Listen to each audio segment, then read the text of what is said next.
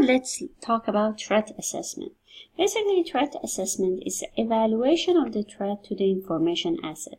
That could include determination of their potential in danger to the company. It can also be armed with a properly classified inventory so that you can assess technical weaknesses in each of the information assets. So basically a process that's known as a threat assessment. Any company typically faces a wide variety of threats. If we assume that every threat can and will attack every information asset, then the scope could become too big and too complex. To make the process less widely, each step in the threat identification and vulnerability identification process is managed separately, and then they can be put together, coordinated together at the end. In Chapter 1, if you remember, we identified 12 categories of threat to information security. I can list some of them, maybe a threat such as theft, software attacks, sabotage, human error, espionage, and things like that are the threats. So basically, each of these threats present a unique challenge to information security, and each of them should be handled with the specific controls that directly address the particular threat. So before threat can be assessed in the risk identification process, each threat must be examined to determine the potential and the effect that can have on the information asset. So in general, this process, it can be referred to as threat assessment. Now let's look at these are the threats that we talked about in Chapter 1. Assessing threat. Not all threats endanger every organization, of course. So we need to examine the category in these tables, look at the threats. So these are the threats, and we can look at this table and eliminate any threat that don't apply to our company. Basically, as we can see which threat can happen, present a danger to the company's information assets and its current environment, which threat could represent the gravest danger to the organization information asset, which threat could have the highest probability of success, and which threat could basically result in the greatest loss if it's successful, which threat could be the organization least prepared for, and which threat could cost the most to protect against, and which threat could cost the most to recover from. These are some of the things we need to think about when we are assessing the threats. So there was a survey that was given to the computer executives, and they've been asked in your organization risk management effort, what basis do you use to assess threats? Basically, 85% says probability of the occurrence. 77% says they look at reputation loss if successful. 72% they said financial loss if it's successful. 64% said the cost to protect the assets, and another 64% says cost to recover from the successful attack, and then 52% they said the frequency of the attack, and 35% they would base it based on competitive advantage loss if successful, and basically 6% says none of those. They don't assess the threat based on those questions. The next thing that we are going to talk about is prioritizing threats. The company should conduct a weighted table analysis with threats. They should list the categories of the threat that it faces and then select categories that correspond to the question of the interest that we talked about it earlier. Next, they need to assign a weighted value for each question category, and finally assign a value to each threat with respect to each question category. The result is basically prioritizing list of threats. In terms of vulnerability assessment, once the company has identified and prioritized both the information asset and the threat that are facing those assets, it can begin to compare information assets to the threats. This review can lead the creation of the list of vulnerability that can remain potential risk to the companies. So what are the vulnerabilities? They are basically a specific avenue that threat agent can exploit to attack an information asset. So in this table, we can see the analysis the threat to a DMZ router and also its possible vulnerabilities. So a list like this one should be created for each information asset to document its vulnerability to each possible or likely attack. This list is sometimes long and can show all the vulnerabilities of the information assets. Some threats manifest themselves in multiple ways, yielding multiple vulnerabilities for asset threat pair. So these are basically the vulnerabilities based on the threat that happens. So the theft, the possible vulnerability could be router has little intrinsic value, but the other asset protected by this threat could be attacked if this is stolen. So what's the TVA worksheet? At the end of the risk identification process, the company should have first a prioritized list of assets and the vulnerability. Second, they should have a prioritized list of threats facing the organization. The prioritized list of assets and threats can be combined into the Threat Vulnerabilities Assessment Worksheet, or TVA, in preparation for addition of vulnerability and control information during the risk assessment. So this could look like a sample TVA worksheet. The next thing that we're going to talk about is about risk assessment and risk appetite. Assessing the relative risk for each vulnerability is accomplished via this process that's called risk assessment. Risk assessment assigns a risk rating or a score to each specific vulnerability. This number doesn't mean anything in absolute terms. It enables us to gauge the relative risk associated with each vulnerable asset, and it facilitates the creation of comparative rating later in the risk control process. Estimating risk is not an exact science, though some practitioners use calculated value of risk estimation, whereas others they rely on the broader method of estimation.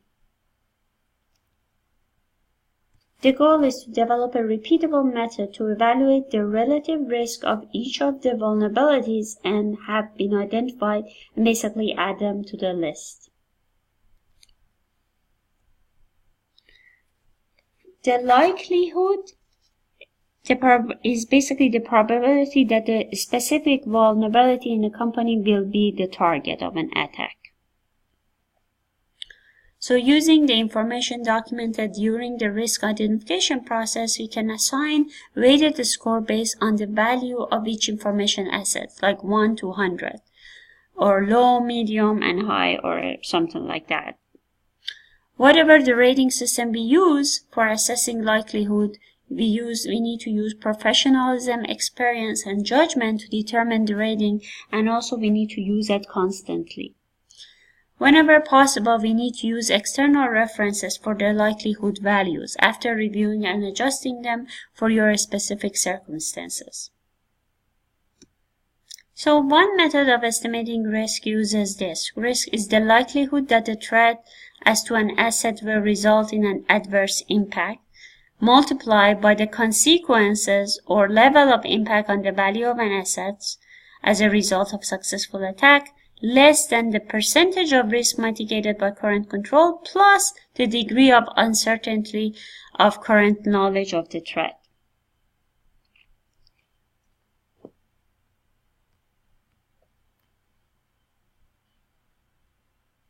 Basically, the likelihood is the probability that a specific vulnerability within an organization will be target of an attack.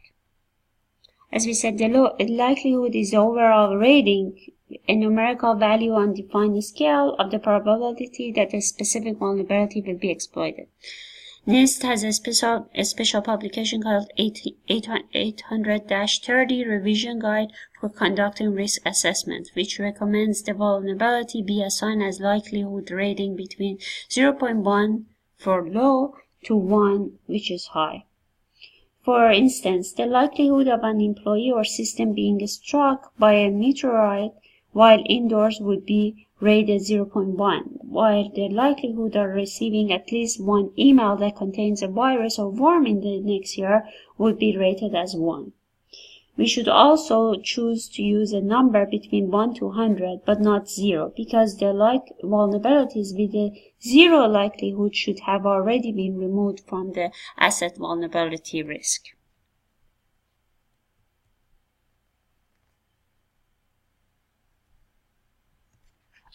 The second thing that we looked at the formula was the consequences. So basically assessing potential impact on the asset value. Once the probability of an attack by a threat has been evaluated, the company will normally look at the possible impact or consequences of a successful attack. The consequences of an attack, most often as a loss in the asset value, are great concern for the company in determining whether to focus its protection effort. Most commonly, company will create multiple scenarios to better understand the potential loss of a successful attack. They normally use something called like a worst case scenario or most likely outcome approach. It is useful for a company to retain its information, as it can also be used during the contingency plan as well. Scenarios play a key role in understanding how the organization needs to react to a successful attack, particularly in terms of plan for incident response, disaster recovery, or business continuity. Percentage of risk mitigated by current control is another option in that formula that we talked about. If the vulnerability is fully managed by an existing control, it can be decided. If it's partially controlled, estimate what percentage of vulnerabilities has been controlled. Uncertainty, again, that's another one in that formula. The degree of uncertainty. It is not possible to know everything about our vulnerabilities, such as how likely an attack against an asset, or how great an impact a successful attack could have in the company. The degree to which a current control can reduce risk is also subject to estimation error as well.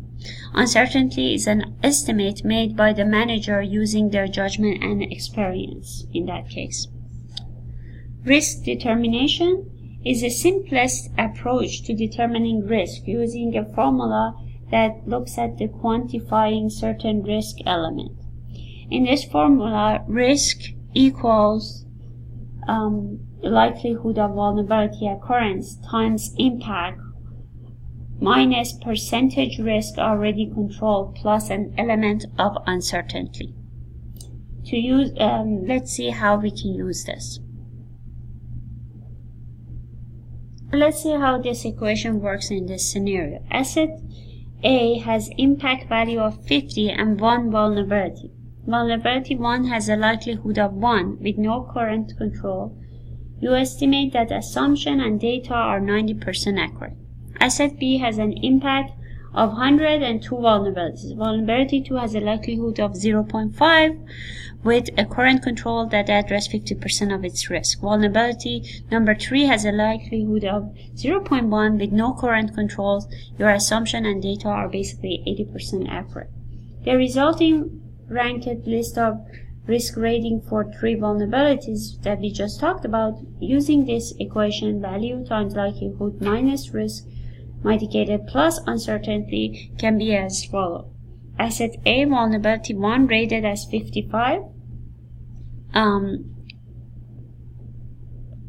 So you have which is 50 times 1 minus 50 times 1 times 0 plus 50 times 1 times 0.5. 55 equals 50 minus 0 plus 5. Asset B, vulnerability 2, rated as 35. Vulnerability and asset B, vulnerability 3, rated as 12. And we can put that in there. The biggest problem in using a quantitative approach to risk determination is you are doing a huge amount of guesstimation that must occur to develop the discrete value. Another approach in calculating the risk based on likelihood is the likelihood and consequence rating from the Australian and New Zealand Risk Management Standard 4360. And in this method, we are using quantitative methods to determine risk based on threat probability of occurrence and expected result of successful attack. Qualitative assessment, which is examined also in this section, involves using categories instead of specific values to determine the risk. So in here, we have level 1, 2, 3, 4, and then the descriptor as from insignificant to catastrophic.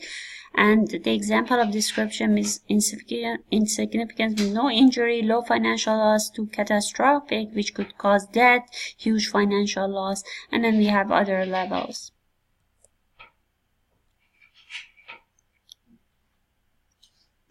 So this table shows the qualitative likelihood assessment level ranging from A, almost certain, to E, which is rare.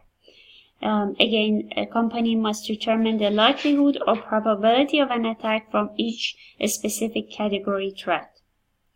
When we combine the two, the organization should be able to determine which threat represents the greatest danger to the company's asset, as we can see here. So this is when we are combining the both of them. So in this table, we can identify the potential consequences at various risk levels. If the organization has a tie in 2 or more threats in the same resulting category, such as extreme risk, then a 5A would be ranked higher than a 5B or a 4A and so on.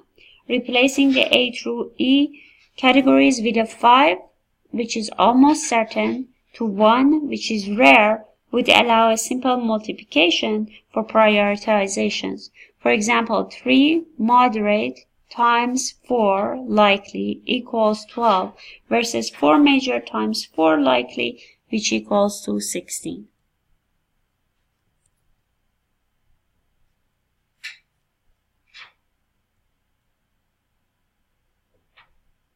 The final summarized document is the Ranked Vulnerability Risk Worksheet.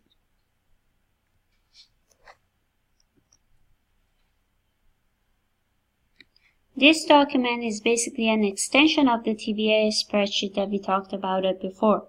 It can show only the asset and relevant vulnerabilities.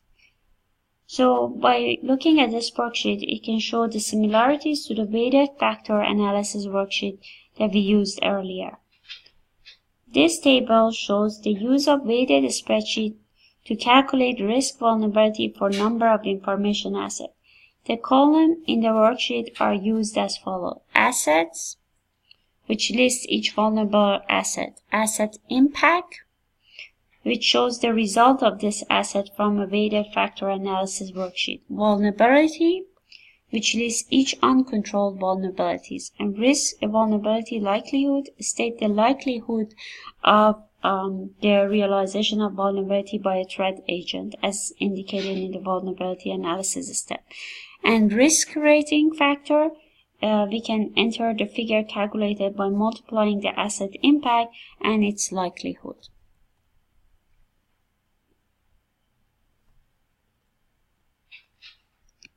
As we identify and assess the risk, the result of these steps are being documented in the list of deliverables that we can see here. There are deliverables and the purpose of it. So before a company can or should proceed, we need to look at the deliverables and the purpose in here. Now let's look at risk appetite, which is the final part of this chapter. Before a company can or should proceed, it needs to understand whether the current level of control identified at the end of the risk assessment process results in the level of risk management it can accept. The amount of risk that remains after all the current controls are implemented is called risk residual. The organization may very well reach the point that the risk management process is established, examine the document residual risk, and simply says, yes, we can live with that, and then document everything for the next risk management review. What is difficult in this process is formalizing exactly what the organization can live with. This process is basically the heart of risk appetite. Documenting the risk appetite statement, the foundation for the comparison of residual risk, is vague and it's little understood. In reality, many companies find that the new threats have emerged since the last review cycle has been done, and will most likely need to implement new controls to be able to address the remaining level of risk. To the company KPMG, they have defined the well-defined risk appetite should have some of these characteristics. A reflective of the strategy, including organizational objective, business plan, and stakeholder expectation. Reflective of all key aspects of the business, acknowledge a willingness and capacity to take a risk. Is documented as a formal risk appetite statement. Consider the skills, resources, and technology that's required to manage that. Is inclusive of a tolerance or loss or negative events that can reasonably quantify. Has been approved by the board. So the KPMG approach to determining the risk appetite involves understanding the company's strategic objective, defining the risk profile for each of the current organizational activity and the future strategic plan, defining a risk threshold for each profile, and also finally documenting the formal risk appetite statement. Risk tolerance, or maybe the threshold, works hand in glove with the risk appetite, as it more clearly defines the range of acceptable risk for each initiative, plan, or activity. If a manager were asked what level of attack, success, and loss you are willing to accept, or in particular system, the answer could provide insight into the risk threshold for the system, as well as for the data that is stored and the process. If the answer to the question was absolutely none, the manager should have a zero tolerance risk exposure for the system and would require the highest level of protection. A realistic tolerance usually falls somewhere between routine hardware-software issues and a total destruction. The synthesis of risk threshold becomes the risk appetite for the organization. Risk thresholds are most tactical or operational in nature, and the risk appetite is actually more focusing strategy. The final result of risk assessment is formalization of the risk appetite in the risk appetite statement. Once the information is known and documented, the organization moves its risk to the defined acceptable level. So that is it for this chapter. So let's look at the summary. Basically, risk management examines and documents an organization information assets. Management is basically responsible for identifying and control the risk in the organization. In the modern organization, the information security group, they play a leadership role in the risk management. There is a key component of risk management strategy is basically identification, classification, and prioritization of the information assets. Assessment is the identification of the assets, including all of the elements such as people, procedure, software, hardware, and networking elements. The human resources, documentation, and data information assets of the company are not easily identified as documented as a tangible asset, such as the hardware and software. More elusive assets and should be identified and described using knowledge, experience, and sometimes judgment. We can use the answers to the following question to develop the weighted criteria for information asset. So what information asset is the most critical to the success of the company? What information asset generates the most revenue? What information asset is the highest profitability? What information asset is more expensive to replace? What information asset is more expensive to protect? What information asset lost or compromised would be the most embarrassing or greatest liability for the company? What question should be added to cover the need of a specific organization and its environment? After we identify and perform a preliminary classification of information assets, the threats facing an organization should be looked at. We looked at in Chapter 1 about 12 general categories of threats. Each threat must be examined during a threat assessment plan that can answer the following question. Which of these threats exists in the organization environment? Which are the most dangerous ones? Which are the greatest expenditure for the recovery? And which are the greatest expenditure for the protection? Each information asset is evaluated for each threat it faces. The resulting information is used to create a list of vulnerabilities that pose the risk to the organization. This process results in an information asset and vulnerability risk, which can serve as a starting point for risk assessment. We talked about TBA worksheet, which lists the asset in the priority order along one axis and the threat in another axis. The resulting grid provides a convenient method for looking at the exposure of the asset, allowing a simple vulnerability assessment. The goal of the risk assessment basically is the assignment of the risk rating or a score that represents the relative risk for a specific vulnerability of a specific information asset. If any specific vulnerability is completed, managed by an existing control, it no longer needs to be considered in the additional control. Some controls, safeguards, and countermeasures should also be identified for each threat as it's associated for the vulnerabilities. The risk identification process should designate what function the resulting reports serve, who is responsible to prepare them, and who is responsible for reviewing them. The TBA worksheet and the rank vulnerability risk worksheet are basically the initial working document for the next step in the risk management process, assessing and risk control. So this is it for this part. In the next chapter, we will actually going to discuss more about how to control the risk. But for this part, for this chapter, this is it. Okay, take care. Bye-bye.